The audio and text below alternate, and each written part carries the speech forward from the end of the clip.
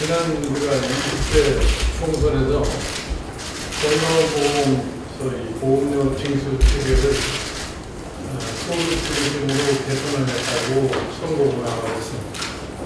그래서 이를 바탕으로 지난 30일에 6월 30일에 공청회를 거치고 공청회 결과를 갖다가 기본으로 해가지고서 건강보험 개정안을 갖다가 이미 발의를 했습니다. 사실 그동안에 우리가 이 건강보험을 도입한 지가 벌써 1977년에 도입됐으니까 좀 40년 가까운 세월이 흘러가고 있는데, 그동안에 우리가 이 처음 직장 보험을 가지고 오다가 그 다음에 지역보험제를 도입을 하고 그 다음에 지역보험과 직장의 의료보험 통합을 해서 건강보험이라고 이제 고친 이후에 직장 가입자의 경우는 소득 중심으로 해서 보험료가 납부를 하기 때문에 별로 문제가 될 게 없었는데, 이 지역보험의 가입자들의 보험료 징수를 편의적으로 하기 위해서 여러 가지 기준을 도입하다 보니까 지역가입자와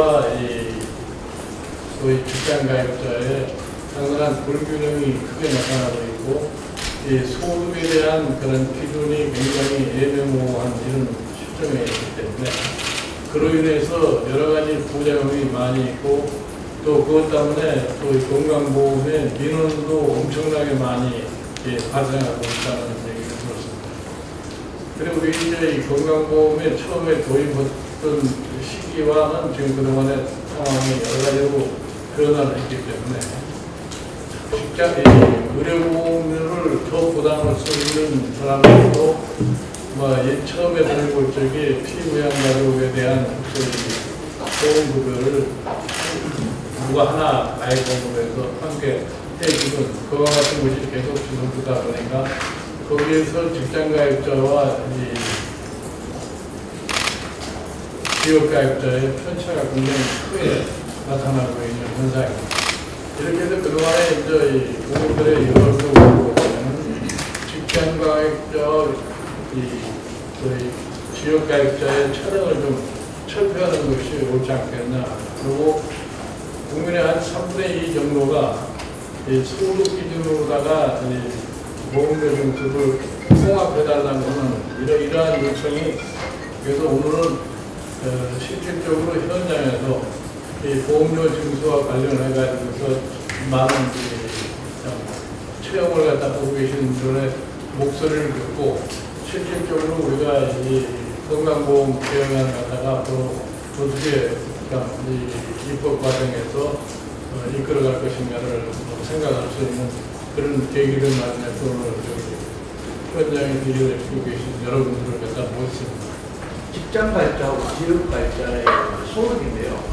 직장가입자의 소득은 보수를 받고 세금을 공개하기 전에 세전소득을 100%를 가지고 도에서 드리는 보험료율로 보험료를 하고 있습니다.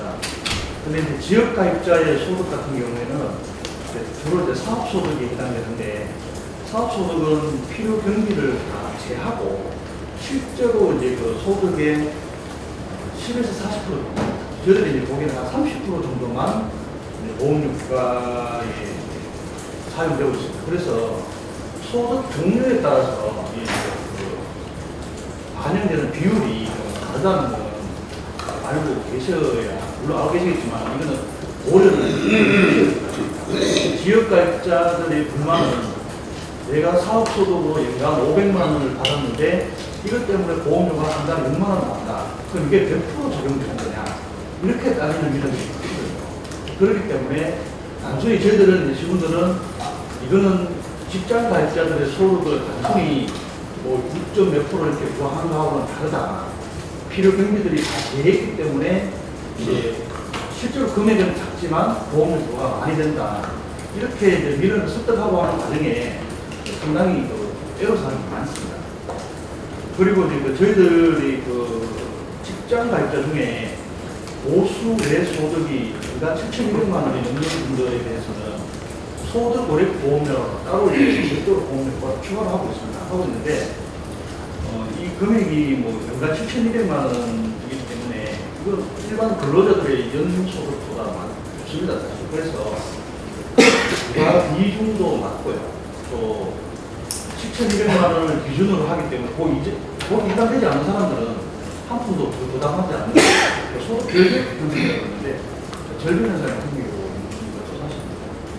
그리고 이제 가장 이제 퇴직하신 분들이 저희들 전 이사님도 퇴직사 하실 때 이제 나는 직장에 피부양자로 등기돼가지고 보험료 한 푼도 안 낸다 이렇게 말씀하시는 게 이제 회자됐었는데요. 퇴직 후에 이제 지역가입자로 전환되면 피부양자로 등기되지 않으신 분들 중에 직장에 1년 이상 가입했던 사람들은 이제 임의계속 가입자라 그래가지고 직장에서 내던 보험료를 계속 낼 수 있는 제도가 있습니다. 2년간 유지될 수가 있는데 이게 이제 일단 이제 지역가입자 기존에 있는 지역가입자들하고는 이제 형평이 안 맞는 거예요. 기존에 있는 지역가입자들은 소득과 재산과 자동차에 대한 보험을 부과를 하고 있는데 직장에 다녔다는 이유만으로 이제 직장에 대한 보험료 금액이 작습니다. 그거를 이제 부과를 하게 되고 또 이제 이분들이 2년간 이제 지역 가입하면서 직장 보험료를 내는데 이게 끝나게 되면 다시 이제 지역 가입자로 전환이 되는데 보험료가 또 인상이 되거든요. 그런 민원이 상당히 많습니다. 그리고 또 2년 중에 만약에 이제 재입사를 한다든가 퇴직을 해버리면 다시 직장에 가입해버리면 임의계속 가입자 자격이 상실되거든요. 여기에 따른 이제 또 민원이 상당히 많이 발생하고 있는 것입니다.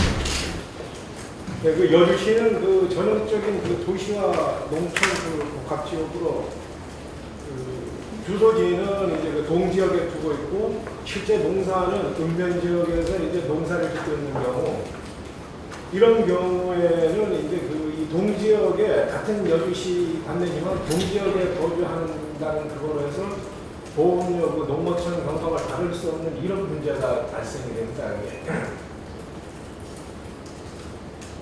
만약에 이 소득만으로도 우리가 보험료를 부과하게 된다면 농어촌 읍면 지역에 거주하는 대부분의 소득이 파악되지 않는 그런 세대는 기본보험료만 납부하게 되는 무로 보험료 경감제도는 축소되면 앞으로 폐지되어야 되지 않나 이렇게 저는 생각하고 있습니다.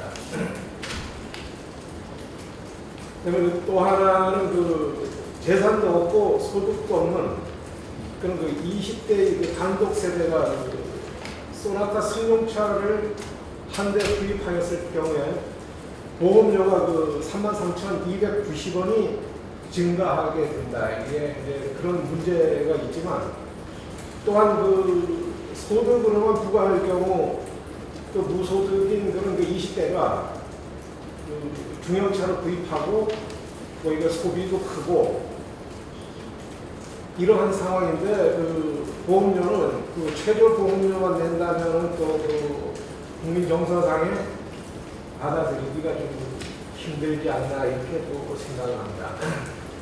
네, 최근에 이제 발생한 사례를 가지고 두 가지가 정리가 했는데, 이제 74세 여성분이시고 고령이신 분인데 복권 의인입니다. 근데 이분이 이제 보험료 고지서를 가지고 오셔가지고 하소연을 하시는 겁니다. 근데 뭐냐면 이분이 한 달에 보험료가 74세이고 복권 의인이시고 재산 과표 3억, 그 다음에 이제 그 재산이 단독주택이라고 단독주택인데 1층을 아마 상가인가요? 그래가지고 임대소득이 발생을 하는데 그러다 보니까 임대사업자가 등록을 했어요. 근데 임대소득이 많이 발생을 합니다. 연간 143만 원. 그러니까 한 달에 또 10만 원 정도 넘는 소득이平均の数が월등히. 그 다음에 이제 노령연금 192만 원. 그래서 이분은 연간 합산 소득이 335만 원이신데 이제 재산 과표가 3억이고 그러다 보니까 이 재산에 대해서 보험료 소득과 합해서 보험료를 하다 보니까 월 보험료가 한 달에 16만 6천 원. 그럼 이분 연간소득 합산소득 335만 원에 59.7%가 건강보험료. 그러니까 이제 그 건강보험료 내고 나중에 뭐 재산세 내고 뭐 좀 하면 실제 이분이 생활하기 진짜 어려운 것이죠. 이 건강보험료 때문에 굉장히 고통을 받는 거예요. 오히려 그 사회 보장제도가 국민을 편하게 해주는 게 아니고 고통을 받는 거예요. 또 한 가지 사례는 이제 67세인 지역가입자이신 분인데 이분 역시 독거노입니다. 그래서 이제 일정한 소득도 없이 이제 자녀들에게 보내주는 용돈으로 근거리 생활을 하고 계시는데 이분이 낡은 연립을 하나 가지고 계십니다. 그러다 보니까 재산이 있다라고 해서 월 보험료가 그 재산과표는 한 2,800만 원밖에 안 됩니다. 굉장히 저가 같습니다. 그런데 월 보험료가 한 5만 원 정도 보험료가 있습니다. 근데 이제 이분이 이제 그 생각을 하신 겁니다. 주택을 처분을 해서 주택이 없으면 그 보험료가 고령이시고 하니까 그 보험료가 굉장히 적게 보험료 부과가 되고 1만 원 이하로만 내려가면 요즘 지자체에서 제가 건강보험료 1만 원 이하로 엄청 같습니다. 지원을 해줍니다. 지자체에서. 그래서 본인이 직접 부담하는 보험료가 없어요. 그러니까 그 재산 처분을 하면 내가 보험료가 1만 원 이하로 내려가고 그러면 내가 지자체에서 지원을 받겠다라고 해서 재산 처분을 하셨습니다. 그런데 이제 무주택자는 전월세금에 대해서 보험료 부과를 하도록 되어 있지 않습니까? 그러다 보니까 주택을 처분했음에도 불구하고 무주택자에 대한 전세금에 대해서 건강보험료 부과가 된다고 하니까 보험료가 의외로 많이 내려가지 않았어요. 그래서 이제 그 정말 억울하다 건강보험 때문에 힘들어서 사례를 하나 들어보시면 61세 단독 여성인 경우 국민연금을 받고 83만 원대 연당 한 996만 원 정도 되고 재산과표가 2억 있으면 5월 보험료가 10만 8,240원을 냅니다. 그런데 이분들이 별도의 소득이 없고 소득 활동을 못하다 보니까 보험료를 체납하는 경우가 발생합니다. 이런 생각을 하다 보면 차라리 내 재산을 가져가라고 합니다. 그런 경우가 좀 가끔 발생합니다. 특히 이제 저희들이 이제 생각하는 게 실직 은퇴로 이제 대비 무선회가 이제 급속도로 사회에 배출되면 나중에 이제 사회적 문제가 될 소지가 많다 생각을 해서 이거에 대한 대상이 필요하다는 생각을 가지고 있습니다. 두 번째는 거주하는 주택 등 재산을 보유해도 그런 사람들이 대부분이 금융기관에서 대출을 받아서 집을 사거든요. 근데 문제는 전월세를 살면서 전월세조차 폭등을 하다 보니까 전월세금을 대출받았는데 거기다가 보험료까지 오는 거예요. 그런 문제가 또 많이 발생한다는 것에 의문이 많이 있었고요. 그런 과정에서도 피부양자 같은 능력 있는 부담 능력 있는 피부양자 같은 경우는 퇴직을 하고 연금수도 한 300 받고 재산과표 좀 있고 하나 또 자녀가 되는 분이 직장가 있다 있으면 보험료를 하나도 내지 않고 무임승차하는 피부양의 무임승차가 발생하는 거죠. 그러면서도 자식은 직장도 없어 실시자인데 아버지가 퇴직하면 지역가입자의 보험을 그대로 내는 거예요. 오히려 그 부담 능력이 적절하게 반영되지 못하는 게 피부양자에 대해서 발생하는 거죠. 그 다음에 재산과표가 특히 높은 대상자에게 같은 경우는 집을 한 채 팔아도 재산에 대한 보험료가 워낙 높기 때문에 조그마한 집 한 채 팔아도 보험 변동이 별로 없습니다. 그리고 이제 특히 이제 조그마한 집 갖고 있는 사람이나 전월세 갖고 있는 사람들이 사실 지역가입자는 어려운 사람들이 전월세인데 재산보험 차이가 거의 없습니다.